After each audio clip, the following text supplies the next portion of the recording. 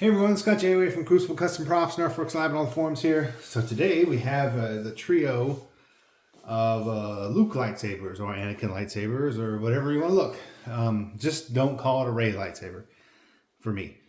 Anyway, that's a little joke. I think people know I don't really care for the new ones that much, but the props are still cool. But anyway, so here we have three vintage Graflexes, and we have the trio, the main ones of the Graflex sabers here. So we have Luke, A New Hope, we have Luke ESB, and we have Luke, the Force Awakens. So pretty straightforward. These are all vintage Graflexes that I just stated. I don't know if the owner has plans to change the red button here, but it is cool. Early Fulmer single thin knurl button here. It does not have, it has an ink eye, which is odd, but you can tell that this is an early Fulmer. It's super shiny right here. And of course the stamp is a Fulmer Graflex Corp. We have the wonky Wonawonga D-ring. We have the T-Track. We have the Wonawonga bubble strip, which is really good. I mean, this one is it looks pretty much like the real deal if you don't see them close next to each other. I have the lever up as it is in pretty much the entire movie, and all the behind the scenes photos. One thing it's not done. This doesn't have an RAF stamp on it. And it doesn't have the long knurl button, and it doesn't have the right glass eye. This is an ink eye, and it should have the Fulmer. Well, it's machine finished, but it's got a sharp bevel that goes in.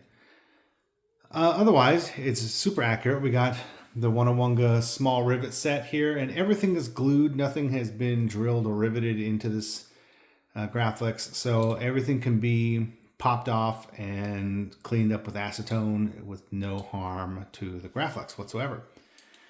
So that is the Luke, A New Hope. Very cool. My favorite of them all. Now we have the Luke, Empire Strikes Back. So this is another Graflex, Fulmer Graflex.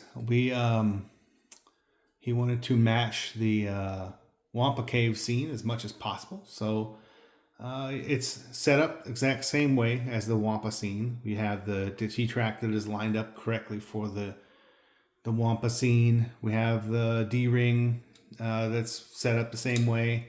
I did use a alignment tool to get the T-Track in the right spots. We have the Wonawonga faux or already cut screw heads. And these are all, and this one and the A New Hope are Todd's T-Track. This is a Sloth Furnace card that I had extra. I think he was ordering one that was he has coming, but I had one too. So it used to be on my saber until I got a vintage piece. So that one is on here. The two buttons were already on here, but we did take the beer tab off. It has the smooth pins. So yeah, this one looks super good. And he had already installed the Mylar tape here. But yeah, so this is all glued together. I wouldn't cosplay with it or anything because all this stuff could fall off. But it's strong enough to display. It's should be just fine. But and then we have the Force Awakens. Now, something different about this, he didn't want me to machine down the eye, the knurls on the eye. He said he has a replica for that already. He did not have the clamp cover. I had an extra one from a long time ago, and it never got used. And I also had the base cover here. So I did both of those and added that. And this is the Wonawonga, I guess, cast resin T-Track, and the rivet heads all are cut off and glued on or stuck on with a provided 3M double-sided tape that Wonawonga provides with the kit. But again, this one, it's glued. I wouldn't trust it to not fall, but if it's just hanging for a while, it should be just fine. No problems here. And you have the Onawanga, what you call it, clear edge connector fake thing. Yeah, so there it is. That's the Force Awakens one.